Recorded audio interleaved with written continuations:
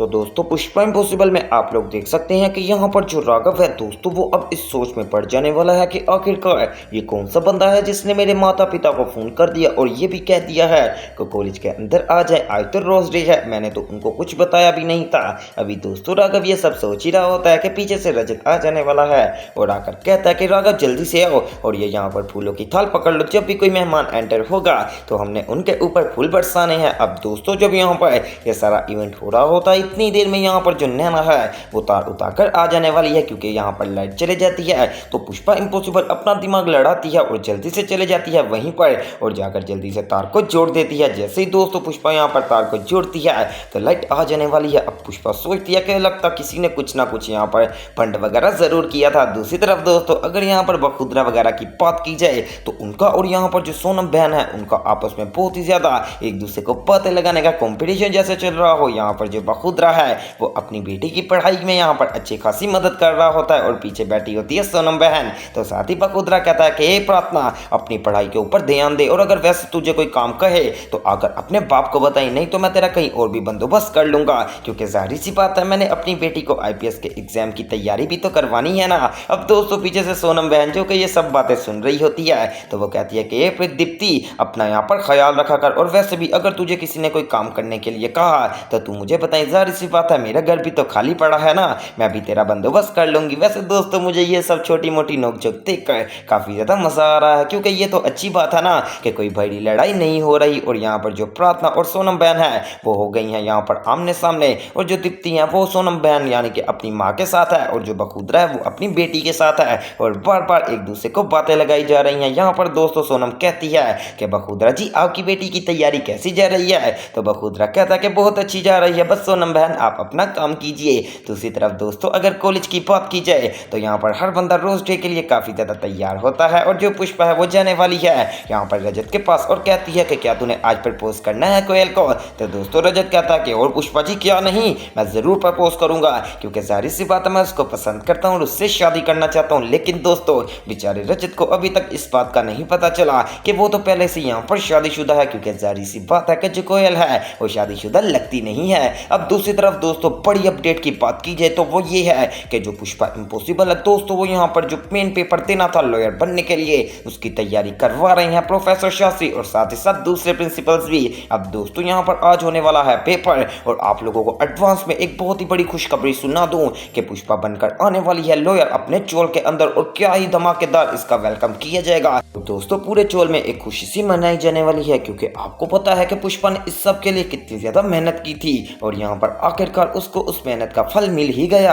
क्योंकि जाहिर सी बात है जब एक बंदा किसी भी फील्ड में मेहनत करता है तो उसको यहाँ पर मेहनत का फल जरूर मिलता है। अब दोस्तों अगर पुष्पा यहाँ पर बन ही गई है लॉयर तो आपको बताऊं कि वो सबसे पहला काम क्या करेगी, मैं आपको बहुत ही जल्दी बता देता हूँ। वो सबसे पहला काम ये करेगी कि जो यहाँ पर मोहिनी जी और प्रोफेसर शास्त्री का केस है ना वो प्रोफेसर शास्त्री के हक में खड़ी हो जाएगी और कहेगी कि प्रोफेसर शास्त्री अब आपको केस लड़ने से कोई भी नहीं रोक सकता, क्योंकि जाहिर सी बात है जब एक प्रोफेसर शास्त्री खुद लॉयर हैं और साथ ही साथ पुष्पा इम्पॉसिबल जो कि बहुत ही ज्यादा अच्छे से मामलात को हैंडल भी कर लेती है, अगर वो भी लॉयर साथ मिल जाए तो क्या ही मजा आ जाएगा। जी हाँ दोस्तों ये बवाल स्टोरी आप लोगों को देखने को बहुत ही जल्द मिलने वाली है। अब यहाँ पर पुष्पा इम्पॉसिबल मोहिनी जी को कह देंगी कि आपका अब यहाँ पर सारा जो खेल है वो खत्म होने वाला है और अब आपकी सच्चाई खाली सब यहाँ पर पूरे चोल वासियों को नहीं पता चलेगी बल्कि आपकी बेटी को भी पता चलेगी। और जब आपकी बेटी को इस बारे में पता चलेगा तो मोहिनी जी आपका क्या इज्जत रह जाएगी। आपको अभी चाहिए कि आकर माफी मांग लीजिए, लेकिन आपको पता है कि मोहिनी जी भी पूरी अक्कड़ से बड़ी हुई हैं। वो कहती हैं कि क्या कह रही हैं, मुझे आवाज नहीं आई पुष्पा जी, माफी तो आप मांगेगी वो भी लॉयर बनकर भी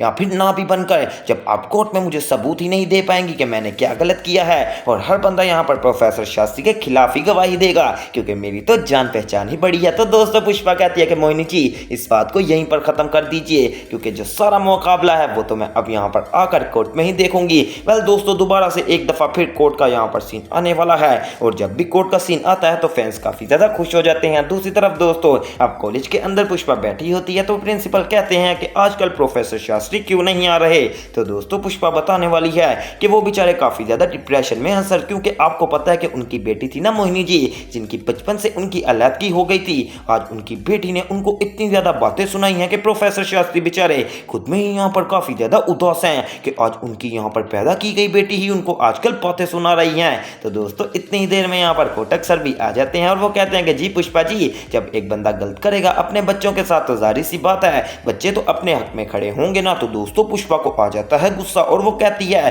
कि ये कैसी आपने बात कर दी कोटक सर कि बच्चों के साथ गलत चीज किया जाए तो वो खड़े हो जाएं। ऐसा नहीं करना चाहिए, क्योंकि जाहिर सी बात है जैसा भी बाप हो है तो वो बाप ही ना। अगर यहाँ पर उसकी बेटी को पता है कि उसके बाप ने गलत किया है तो एक यहाँ पर अच्छे अंदाज में भी तो कह सकती है, ताकि उसके बाप को भी फील ना हो और उसको भी फील ना हो। लेकिन उसने इस कदर बदतमीजी कर दी है कि अब उसका बाप का यहाँ पर बेचारे का दिल काफी ज्यादा उदास है, लेकिन है तो बाप ही ना, अभी भी वो अपनी बेटी को माफ कर सकता है। तो दोस्तों कोटक सर कहते हैं कि पुष्पा जी ये तो तब की बात है ना जब आप लॉयर तो बन गई हैं, लेकिन बाद में आप केस लड़ेंगी, पता नहीं आपने जीतना भी है या नहीं, क्योंकि अभी तो आपका यहाँ पर लॉयर की डिग्री में कुछ एक्सपीरियंस ही नहीं है और सामने जो मोहिनी जी हैं वो एक बहुत ही बड़ी लॉयर है, आप उनको कभी भी नहीं हरा पाएंगी। तो दोस्तों पुष्पा कहती है कि ऐसी बात है क्या, अगर मैंने हरा दिया तो फिर मुझे क्या इनाम दिया जाएगा। लो दोस्तों यहाँ पर लग गई है चर्च पुष्पा इम्पॉसिबल की और साथ ही कोटक सर की। दूसरी तरफ दोस्तों बहुत सारे बंदे पूछ रहे हैं बादशाह के बारे में, तो आपको उसकी पक्की अपडेट दे दूं कि दोस्तों अभी बादशाह की एंट्री नहीं होनी,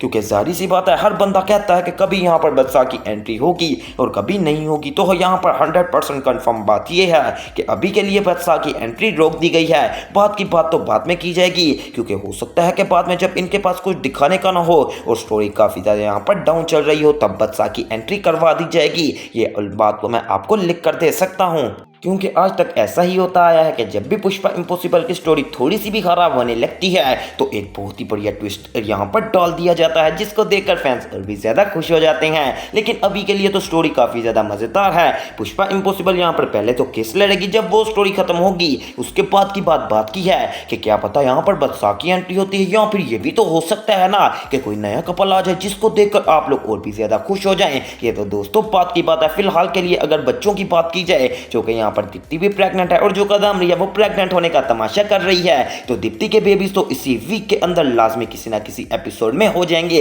और होने भी तो ट्विंस ही है ना। क्या कदर मजा आएगा जब यहाँ पर दीप्ति के बेबीज हो जाएंगे और फैंस भी काफी ज्यादा खुश होंगे और साथ ही साथ यहाँ पर चोल के अंदर एक खुशी का माहौल होगा। लेकिन दोस्तों बुरी बात तो ये है कि जब कादम्बरी का सच सबके सामने आएगा कि वो इतनी देर से सबको पागल बना रही थी और उसकी कोख में तो कोई बच्चा ही नहीं, या फिर दोस्तों ये भी तो हो सकता है ना कि जो कादम्बरी है वो सारा इल्जाम पुष्पा के ऊपर डाल दे और खुद यहाँ पर अपने आप को गिरा कर आकर जुगल जी को कहे कि पुष्पा ने जानबूझकर मुझे गिराया है, वो तो चाहती ही नहीं है कि आप यहाँ पर बाप बने और आपकी भी कोई औलाद हो सकता है दोस्तों सारा मलंदा दोबारा से आ जाए पुष्पा इम्पॉसिबल के ऊपर, क्योंकि आपको पता है कि कादम्बरी तो हमेशा से यही चाहती है कि वो पुष्पा को किसी ना किसी तरीके से फंसा दे। बिल्कुल इसी तरह फिर यहाँ पर कादम्बरी को मौका मिलेगा तो आपको पता है कादम्बरी तो सांप है, वो किसी को भी डस सकती है। ये तो दोस्तों फिलहाल आने वाले एपिसोड की बात है और आगे क्या होगा इस ये सब जानना मिस मत कीजिएगा। और प्रोफेसर शास्त्री की लड़ाई क्या पुष्पा लड़ेगी, ये भी आपको आने वाले एपिसोड के अंदर एक बहुत ही बड़ा सरप्राइज मिलने वाला है। तो दोस्तों वो सब देखना मिस मत कीजिएगा और इस तरह की मजीद अपडेट सबसे पहले देखने के लिए मेरे चैनल स्पाइसी एंटरटेनमेंट को सब्सक्राइब करें और वीडियो को ज़्यादा से ज़्यादा शेयर करें।